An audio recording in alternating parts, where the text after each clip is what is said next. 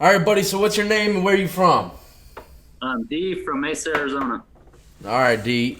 We already had a little video earlier, but we had some technical difficulties. Tell people a little bit about yourself, like what prisons you worked at and what state. All right. So I worked at SMU 1, which is part of the Iman complex out in Florence, Arizona. It's a level 5 custody. So that's max custody here in Arizona. Okay, and that's 23 and 1, correct? 23 hour lockdown, Yep. and you're not a correctional officer no more, correct? No, I resigned about a year ago. So Okay, February 14th of last year. okay. And what made you join or become a correctional officer, man? Honestly, my brother had gotten locked up when I was younger. So he was in and out of prison. Um, Pretty much I knew how he was being treated in the system. So I thought that I could go and work at the prison and maybe make a little bit of a difference, but it was impossible to do. So just watching how they treat inmates and stuff, man, I wasn't with it. So So he was doing time in Arizona prison, yeah, and he was telling you how messed up it is.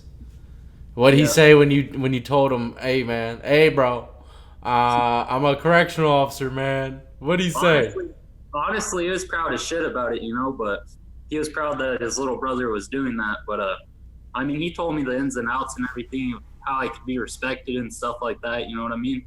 Yeah, But he was locked up when I started the academy and everything. So that's yeah, pretty crazy. Did the people know that? Like, did the correctional facility know that you had a brother locked up? yeah. When I first applied, they knew, but I never really told anybody after that because just for everybody else's sake, like mine and my brothers, I just didn't want anything to get started. Yeah. So Uh, I'm surprised they even gave you a job. Considering that you might have came across him somewhere down the right. road. You never know. Yeah, their one thing that they make sure of is that you won't ever get put in that unit that he's at.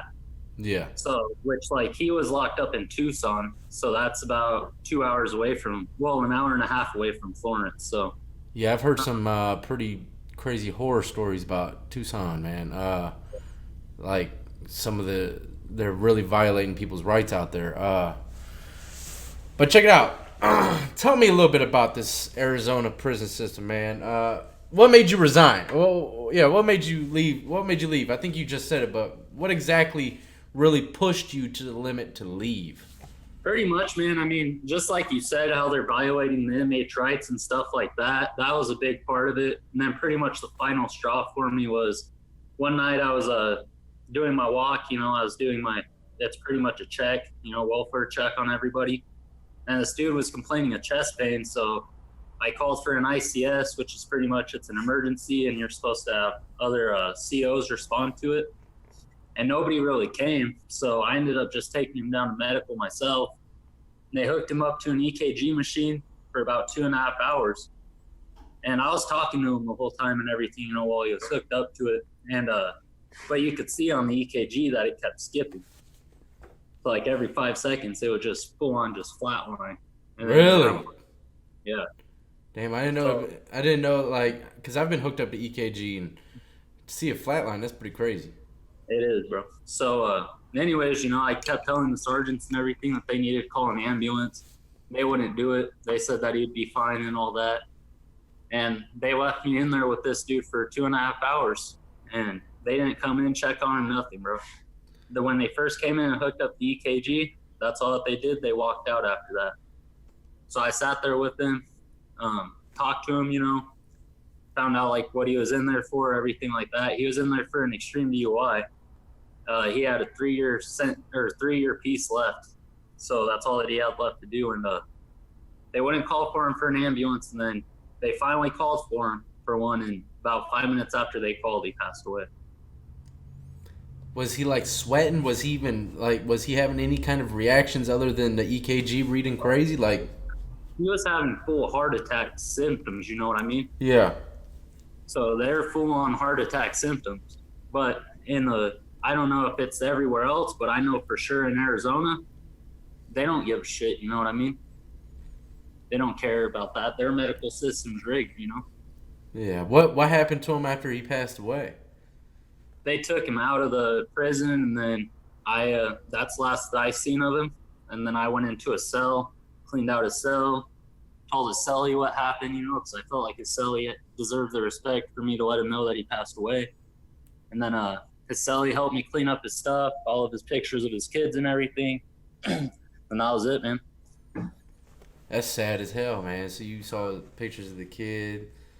Yeah. Yeah, he had 3 kids and then a wife, so he was 34 years old. That's how old he was. Damn, dude. Yeah. That's crazy. That's treacherous as hell. So let's talk a little bit about these unlocked doors, man. These unlocked doors that I'm hearing so much about. I don't know if it was in the prison that you were in, but I'm hearing that it's a pretty big problem out there. What's going on with all that, man? So, I mean, at my unit, it was a big deal to lock doors. Most of them wouldn't lock. And even if they did, so pretty much they could close the latch on the door when the actual control tower is closing the door, which the control tower won't see them. And they'll leave the latch like in between the cell door and the jamb of the cell door. They'll leave the latch in between that so it won't lock. And then they can just pull it wide open. So that's leaving, all the inmates at risk. That's leaving the COs at risk. Everybody's at risk when that's happening. Yeah. Not having any locks is happening across the state. Oh, it's everywhere, man. I even, I cross-leveled to a couple different prisons, throughout my time where I'd go and, work other prisons and stuff like that. And it was an issue at those prisons too, bro. Still even like level 4s, which are supposed to be locked up. That's crazy, man. So you got inmates that are on lockdown, 23-1. Yep. And, just pretty much roaming. Uh-huh. And these... Go ahead. Another thing I forgot to mention earlier when we were talking, so it's a good thing that we have the video going again. But good. So with the level 5s, they're actually, you're supposed to shackle them up, and then you take them out to rec or wherever you move them to. Since this prison's so understaffed, like SMU, we had 15 people on staff during the night shift. Well, during for the whole compound? Yeah. That's crazy. Yep. And that would be your control room officers. You'd have one person in each wing. So there's 4 different wings. And there's 3 Able, 3 Baker, 3 Charlie, 3 Dog. You have 1 CO for all of that wing that controls all the doors. And they have the lock problem. But what I was going to say is, so when you're transporting them, when you're moving them to rec, wherever, even to medical, you're supposed to handcuff them all up. And that's full restraints because it's level 5. Yeah. Nobody does that, bro. Do they even cuff them? Usually not, man. And that's because of the staffing issue that's going on. That's because it's understaffed. And these people in the command center, they just don't give a damn, or do they not see it? What's going on? I don't think that they don't give a damn because it doesn't affect them. Yeah. And what about when these? Because I've seen videos of the COs doing rounds, and you'd have the inmates be like 15 inmates. They just jumped out their cells and started beating the hell out of them. What's going on with? What happens when they see people after lockdown and all that, whatever the case, roaming the pod? They just don't do nothing, or what? I mean, there's really no time for them to see it, bro, because most COs aren't doing their rounds. You know what I mean? They're going almost their whole shift without doing rounds. Yeah. So it's like, those dudes are pretty much doing whatever they want throughout the night. So, and I'm saying the command center don't say, hey man, go get so-and-so. They're all roaming out their cells. They will sometimes, but it's pretty much they're locked up, so they don't give a shit about it. You know what I mean? As long as if the CO's going into that run, then they'll be like, hey, you need to make sure that they lock down before you go up in there. Yeah. But other than that, if the control room sees it, they don't give a shit. They're not really going to say anything. So is there anything else defective in that place besides the locks and stuff that's creating problems? They have, there's only one run that has cameras in that whole prison. and Oh, that's three. what? There's only one of the runs that have cameras in that whole prison. There's only So cameras. so one little Uh, patrol area is the only one that has cameras. And why is it that one for?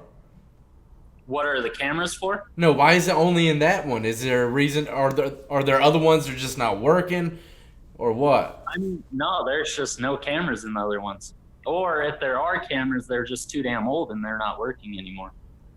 That's crazy. So, So they pretty much just have cameras in one little section. yep, one little section. The inmates love it, but I know some dudes they wish they had You know, I bet even if the cameras were working, from what you're Yep, saying, it don't seem like anyone would have any help anyway.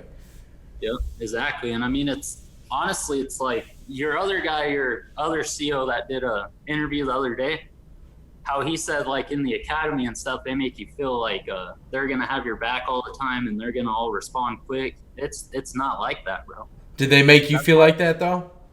yeah, in Arizona, it's the same way, man. Yeah. Like it's the same exact thing. So like it was a big thing for me to have like two officers that I knew would always have my back. You know what I mean? Yeah. So it's just because I don't like the system how it's set up. And But did you ever see like any if it was on lockdown quite frequently, was there a lot of like attacks or anything that you might have seen? on COs, No, on inmate or on COs there's either. a lot of inmate out at rec. Um, like one of the stories that I have is it was on the news actually. It made the news, but this guy he got killed by the New Mexican mafia. He snitched or something, and at rec time, they circled around him on the rec yard, and one of the dudes slit his throat. And then the other one started just stabbing him while they were holding him. Well, there's two COs on watch, and they didn't see it for about 9-10 minutes, something like that. So it took them that long to even realize it, and then it takes about another 2-3 minutes for them to respond to it, to get backup out there. You know what I mean? And Yeah. if they to have like a cert come in, which is like the dudes that have the shields and everything like that. If they choose to have that come in, then it's anywhere from like 10 to 15 minutes until they can even get that dude help that just got stabbed. Yeah. But it's like those officers that were watching, why didn't they see it before that time? You know what I mean? Yeah. It's like doing your job and actually watching, you would have seen it. I understand that they were circled around the guy, so you couldn't see the guy getting stabbed. But when someone's circled around like that, you know what they're doing. Yeah. So and then like inmate on staff, I only seen one. I seen this dude. He boiled up like some candle wax and some other shit, man. It was dirty. It's a prison cocktail. They have like Well, shit in it. I've heard many variations of one. But yeah, they'll just like put shit in it, everything like that, and they boil it. Well, this dude, the CO, they wanted revenge on him, so they took one of those cocktails, boiled it up, and then when he came by the cell door, they splashed it on him. His whole right side, dude, was all jacked up from it. And he resigned, but yeah, his whole body was messed up. And if it wasn't for the faulty trap doors, where you can pass in through the sacks and all that stuff, Yeah. if it wasn't for those faulty trap doors, I don't think that it would have hurt him that much because it would have just been the mesh on the cell. You know what I mean? Oh, so they popped open the little chuck hole and tossed it through that. Yep. You were telling me a little bit how they feed inmates in there, man. How is that? How? I mean, so you pretty much around like 4 a.m. So I was on graveyards, which is 6 p.m. to 6 a.m. So I feed in the mornings, which you give them a breakfast and a lunch in the same sack. Which is, your hard-boiled eggs, your bread, your peanut butter, that type of stuff. Well, there'd be COs, man, that were complete disrespectful, and they'd be throwing those sacks and everything in the inmates' toilets when they're walking by the traps. So those dudes wouldn't even get fed for the day. So that's part of the reason why they have inmate on staff assaults too. You know what I mean? Would you say the inmates disrespect COs all the time? Out of the whole time that I worked there, I only got disrespected a couple of times. And when that would happen, I'd handle it how I needed to handle it. But it was like I also was very respectful to the inmates. Yeah. Would you say that most of the dudes that you worked with were just straight up treating them like trash for no reason? Yeah, the dudes that are working there, I mean, most of them are, honestly. And it's like, if all those cells would be open, those dudes wouldn't be talking to those inmates like that. Yeah. It's funny because everyone sees on news and stuff like that, and I told you before, they see is an inmate coming out the cell and beating up the CO. They don't know what the hell pushed those inmates to do that, because there's only two things. Like I said to you before, either an OG, said, "Hey, go do whatever to this CO," which I highly doubt, and Yep. or two is because they're getting treated like animals, and animals bite back. You know what I mean? I And mean, there's a few people that are locked up, you know what I mean, that they will do that type of shit, assault staff and all that. But most of the like OGs, and the OGs for the Mexicans, then you got your OGs for the Woods and all that. And then most of the OGs, they won't let that happen unless there's a good reason for it, yeah, So, but it's like you have those people that also aren't part of the gangs and like that, so they don't really have anybody to answer to. So, I mean, you'll have those type of people that may assault them, but most of the assaults that I've heard of or seen videos of, and I always heard about the stories, especially when I was working there, would be the COs were talking shit to that inmate or whatever, you know what I mean? yeah. And they got. Do they Exactly. get canteen in there? Yeah, they do. Commissary? Which we passed that. Huh? Commissary? Whatever you want to Yeah, call it? yeah, they do. Yeah, we passed that out on Wednesdays, so Wednesday nights we'd be doing that. I bet they love that day. Yep, for sure. Except there'd be COs out with people's commissary, and that's another big issue. What do you mean? What do you mean they mess with their commissary? They take full shit out of commissary. They wouldn't deliver it to them, bro. Like, if they had problems with specific inmates, they wouldn't deliver their commissary. They just say it just didn't come or something? Yep. That's crazy as hell, man. Yeah. And yeah, I mean, that's why there's issues, you know what I mean? I'll be damned. You can leave the doors unlocked. You can let them run around with shanks, but don't mess with my damn commissary, man. Exactly. Hey, you're gonna get killed doing that, Yeah, man, damn. That's what really crank a person's anger level up, man. Messing with them ramen noodles. But was there a lot of? Did you ever walk around and smell the sweet smell of reefer? Oh yeah. And I'd keep on walking. You keep on walking, keep on trucking, huh? Well, it's because it's like it's not my business, you know what I mean? That's Yeah. their home. Like, Yeah. I ain't gonna. What am I gonna do? Bust them and then risk me getting up or something because of it? Yeah. No. Well, ain't tell gonna me, happen. man. You told me a story. You said something happened to you since you left corrections. What happened, man? Well, so I started smoking weed about a month after, and I got pulled over with it in my car. I had half of a gram. They wrote me a ticket for it. I went to court. They said the state prosecutor brought up that I was an ex-CO, and they gave me 3 years probation just for that one charge. Half For a a half gram gram. of weed. Half a gram of the devil's lettuce. Yep. And then I caught another charge a few months later after that. And so how this happened was the cop, he came up. There were two cops in the car. They came up, they asked me if they could search my car, and I was like, well, what probable cause do you have? And I was driving on a suspended license at the time. And he was like, well, you have a previous drug charge on your record. And I was like, that's not probable cause enough. And he's like, all right, hold on, I'll be right back. And they go back to their squad car. Then he comes back up and he's like, all right, go ahead and step out. I'm impounding your vehicle for driving on a suspended. And I was like, so you're going to impound my car just so you can search it, huh? And he's like, yep. And then I was like, all right, bro. So then about 4 or 5 other cops pull up, and I'm talking some mad shit to these cops, man. And this one cop tells me, he's like, well, if you want to keep being to us, we can go ahead and push this up to the DA's office and get him felonies. And I was like, no, I'll shut up then. So I Yeah, see, kept quiet. man. System's it's all like- messed up, and I'm doing. I'm. This is Arizona, man. It's really on the news now. Okay, like Yeah. especially in the women's prisons as well. I mean, a lot of stuff, a lot of rights have been violated, and it's finally hitting the big honchos over there in the White House, I guess you could say, or D.C.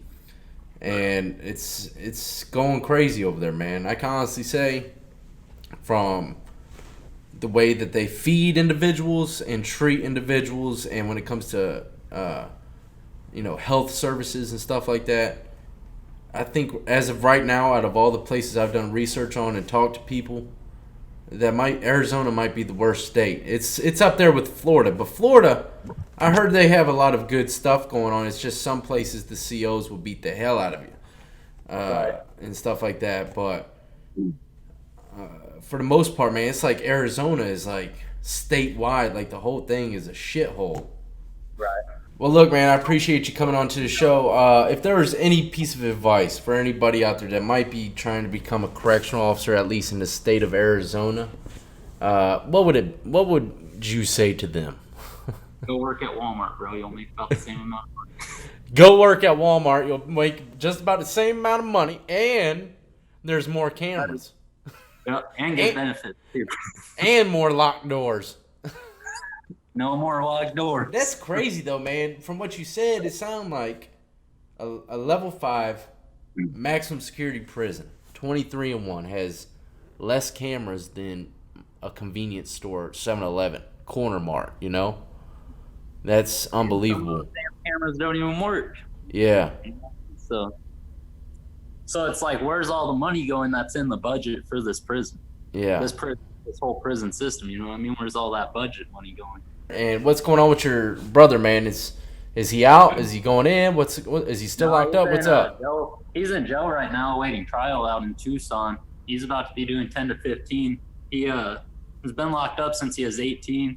He was out for about a year, and then he got locked back up for distributing charges. So they gave him that, and then he got evading, and then something else. But yeah, he's facing 10 to 15.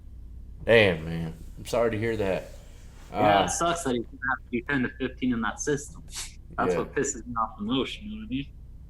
Yeah. So I'm kind of praying that he gets sent out of Arizona somewhere, just because I feel like it would be better for him. But I don't know, man. I think Arizona might be having a huge reform going on over there very soon, man. I think as of right now, within the next year, I think it's going to be probably a much better place to be there. After all this stuff starts hitting the fan and all the paperwork's going through and the money, they're making sure the money's going the right places. I think there's going to be a big change here soon, man. Because once you're on that radar, the big boss head honcho over there, passing the bills and all that, stuff changes, man, for real, yeah. But you got any shout-outs you want to shout out or anything before we end this? Just my little brother's video game channel. Yeah, that's right. So, I'll give you that real quick, bro. Okay. It's gonna be _drip YT, and then he wanted his YouTube channel shouted out too. Okay. And that one's going to be Killa, KILLA, Kid 602. All right, cool. I'm gonna your video probably froze up because you're on your phone, I'm guessing. Yeah, hold on. I'll come back to it. All right, there you go. Tell him, salute to him, man, and I'm gonna pin his information in the comments section for people to go check him out. So go support a young man who loves video games and his YouTube channel. Just go hit, even if you don't want to watch him, just go blow up the subscribe button. That's all you gotta do. Make a young buck feel good, man. And that's cool, man. I salute to you for coming on the show and you're supporting your brother and your younger brother, man. That means a lot to him, for real, Oh, yeah, for sure, man. But if you happen to have anything else that you want to talk about, man, or something else comes to your mind that you didn't think of during this little soiree, don't be a stranger, man. Come on down and let me know. I got you, man. I appreciate it, bro. All right, buddy. You be easy out there tonight, all right? You as well, bro.